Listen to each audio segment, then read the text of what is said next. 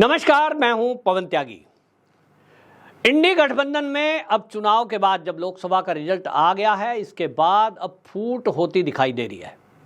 अब जिन राज्यों में चुनाव है, विधानसभा के चुनाव में, खासतौर पे हरियाणा और महाराष्ट्र में, महाविकास अघाड़ी गठबंधन महाराष्ट्र में और इंडी गठबंधन का आम आदमी पार्टी और कांग्रेस का गठबंधन हरियाणा में लगभग टूटता हुआ दिखाई दे रहा है। दिल्ली में हार की समीक्षा में जो रिटायर आईएएस अधिकारी हैं, पहले भारतीय जनता पार्टी में थे, फिर कांग्रेस में चले गए, उदित राज, उनका बयान सामने आया है। उन्होंने मीडिया में ये बयान दिया है। जब उनसे पूछा गया आपकी हार का कारण क्या है, उसका एनालिसिस हुआ। और आपको बता दूं कि हार भी छोटी मोटी नहीं है। 2,90,000 लगभग 3 लाख वोटों से उदित राज का हारना ये बता रहा है कि लोगों ने नापसंद नहीं, नफरत कांग्रेस से की, वोट ही नहीं दिया। हाँ, जो भारतीय जनता पार्टी को वोट नहीं देना चाहते थे, उन्होंने आम आदमी पार्टी को वोट दिया और इसके कारण आम आदमी पार्टी दूसरे नंबर की पार्टी बनी। कांग्रेस का दिल्ली में सूपड़ा साफ हो गया, आगे भी उम्मीद नहीं है। तब उदित राज बयान दे रहे हैं। उन्होंने कहा कि मुझे हराने में हमारे ही लोगों का हाथ है। उन्होंने कहा कि हमारी ही पार्टी यानी कांग्रेस के लोग ही मेरे बारे में ये फैलाने में लगे थे कि ये जो उदित राज है ये तो ब्राह्मण विरोधी है, ये तो जाट विरोधी है। भाई, झूठ तो नहीं बोल रहे थे, पब्लिक भी देख रही है, आपके बयान सुनती है। लेकिन उदित राज कह रहे हैं कि इसको प्रचार करने में बीजेपी वालों ने प्रचार नहीं किया इस तरह से, कांग्रेस के हमारे कार्यकर्ताओं ने ज़्यादा प्रचार किया। दूसरा, वो कह रहे हैं कि आम आदमी पार्टी से हमने गठबंधन किया, उनके लिए सीटें छोड़ी, लेकिन आम आदमी पार्टी का कोई भी कार्यकर्ता मेरे चुनाव प्रचार में नहीं आया। जहां इनके प्रत्याशी खड़े थे उन्हीं को चुनाव लड़ाने में पूरी ताकत आम आदमी पार्टी ने झोंकी। तो गठबंधन का फायदा क्या हुआ? यह उदित राज ने दर्द बयान किया है। लेकिन एक बड़ी बात उदित राज ने कह दी कि दिल्ली में 2 कांग्रेस है, एक मल्लिकार्जुन खड़गे की कांग्रेस, एक राहुल गांधी की कांग्रेस। वो कहते हैं राहुल गांधी की कांग्रेस जो है वो तो सैक्रिफाइस की है, माने राहुल गांधी की अभी भी वो चापलूसी चमचागिरी करते दिखाई दे रहे हैं, लेकिन मल्लिकार्जुन खड़गे पर संगठनात्मक रूप से कमजोर हैं, ऐसा वो इनडायरेक्टली बोल गए कि भाई इनसे संगठन नहीं चल रहा। राहुल गांधी तो सैक्रिफाइस बहुत कर रहे हैं, वो तो देखो जी यात्रा कर रहे हैं, वो तो बहुत मेहनत कर रहे हैं, लेकिन संगठन कैसे चले, मल्लिकार्जुन खड़गे इसमें फेल है।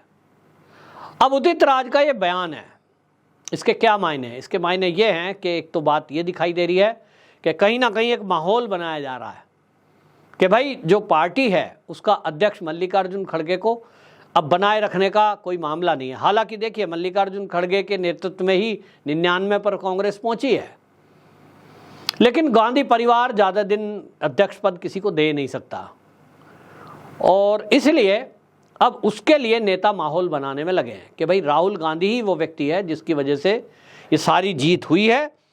और ये पुराना ट्रेंड है कि हार किसकी वजह से हुई है, तो ये पार्टी का जो अध्यक्ष हैं, पार्टी के जो नेता हैं, जो बाकी के कार्यकर्ता हैं, हार तो इनकी वजह से हुई है। कोई ये नहीं कहेगा कि आम आदमी पार्टी से यदि समझौता किया तो वो किसने किया? मल्लिकार्जुन खड़गे ने अपने लेवल पर कर दिया क्या? उन्होंने तय किया था, उनकी क्या मजाल है भाई? कांग्रेस में जो भी फैसले होते हैं आजकल तो वो राहुल गांधी ले रहे हैं। राहुल गांधी का फैसला था, लेकिन ना मजाल है कोई राहुल गांधी के विरुद्ध एक लाइन भी बोल दे, क्योंकि पता है कि जिस भी दिन राहुल गांधी के विरुद्ध एक भी लाइन किसी ने बोली, बस उसी पल वो कांग्रेस से साफ कर दिया जाएगा, आउट, किक मार दी जाएगी।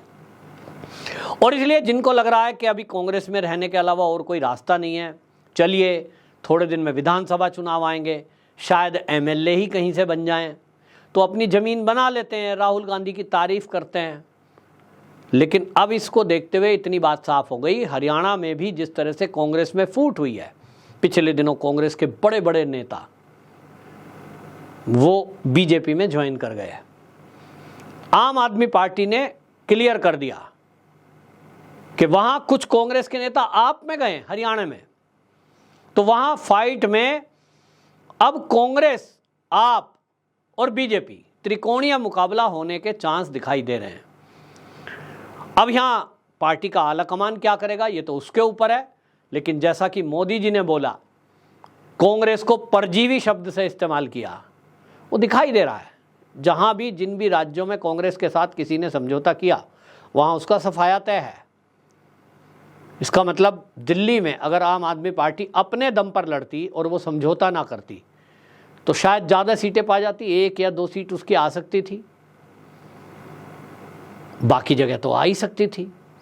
लेकिन आप देखें कि सबकी मदद से कांग्रेस ने अपनी सीटें बढ़ाई, जो सहयोगी दल थे उनको उसका घाटा सहना पड़ा।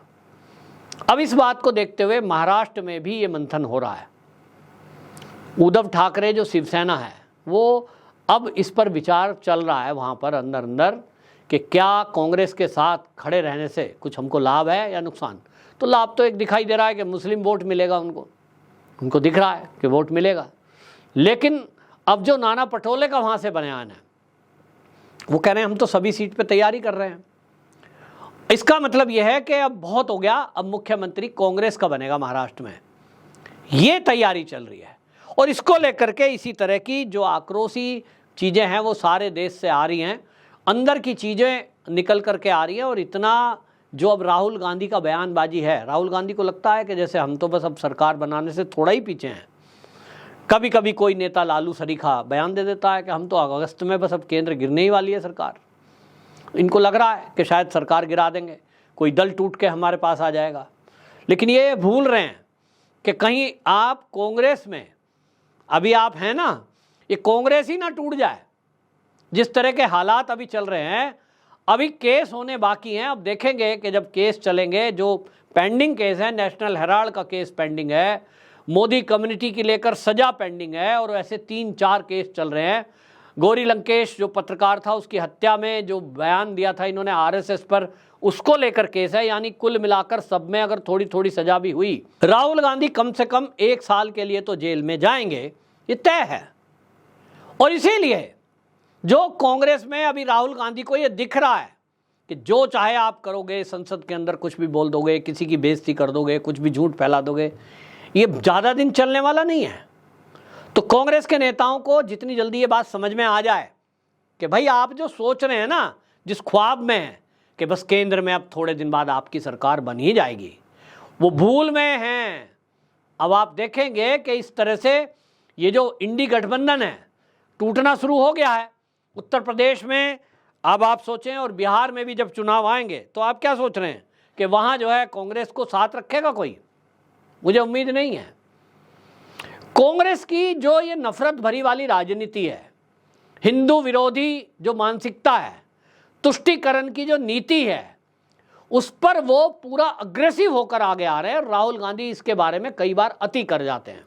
जो अभी उन्होंने हिंदुओं पर अपमानजनक बयान दिया, वो क्या सोच रहे हैं कि ये इतनी आसानी से भारतीय जनता पार्टी इस बयान को जाने देगी कि सभी हिंदू दंगाई होते हैं? अब वो हिंदू, ये बात अलग है कि देश के अंदर कम बचे हैं, कहने को 100 करोड़ संख्या है, लेकिन मैं नहीं मानता वो कल 10-20 करोड़ ही हिंदू हैं।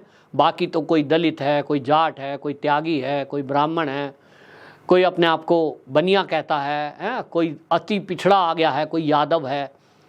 सब यादव, जाट, त्यागी, बनिए हैं, हिंदू नहीं है। हिंदू कितने हैं अपने आप को मानने वाले, जो केवल हिंदुत्व के चाहने वालों को, हिंदुत्व के संवर्धन करने वालों को, हिंदुत्व की रक्षा करने वालों को पसंद करते हैं, उनकी संख्या मेरे विचार से 20 से 30 करोड़ है। बाकी तो सब जाति हैं। और इसीलिए ये हिंदू हमेशा परेशान रहा है, ये देश हमेशा गुलाम रहा है। जितनी जल्दी ये बात लोगों को समझ में आ जाएगी, और इसके पीछे जितना जल्दी भारतीय जनता पार्टी और संघ का अनुसांगिक संगठन और संघ देश के लोगों को ये समझाने में कामयाब हो जाएगा कि भाई एक तरफ एक विशेष लोग हैं जो एकजुट हैं, जो चाहते हैं कि 2047 तक इस देश को इस्लामिक राष्ट्र बनाना है, उस पैटर्न पर वो चल रहे हैं। तो आप अपनी पहचान अगर जातियों में बंटकर त्यागी, ब्राह्मण और आप कोई यादव, कोई अहीर, इस तरह से रहने वाले हो, तो एक एक करके सब बांट दिए जाओगे और काट दिए जाओगे। इकट्ठा रहोगे तो कांग्रेस का जो षड्यंत्र चल रहा है उसको विफल कर पाएंगे। और उसी के बाद ये उम्मीद है कि देश का नुकसान करने वाले, भ्रष्टाचार करने वाले जेल में होंगे और भारत पुनः विश्व गुरु बनेगा। हिंदू राष्ट्र तो है ही, लेकिन उसको उसकी पहचान दिलाना ये अभी बाकी है, और ये तभी हो पाएगा जब ये देश विरोधी लोग और सनातन विरोधी लोग ये जेल की सलाखों के पीछे या इस देश के बाहर होंगे। आपकी क्या राय है? कमेंट बॉक्स में जरूर बताएं। वंदे मातरम।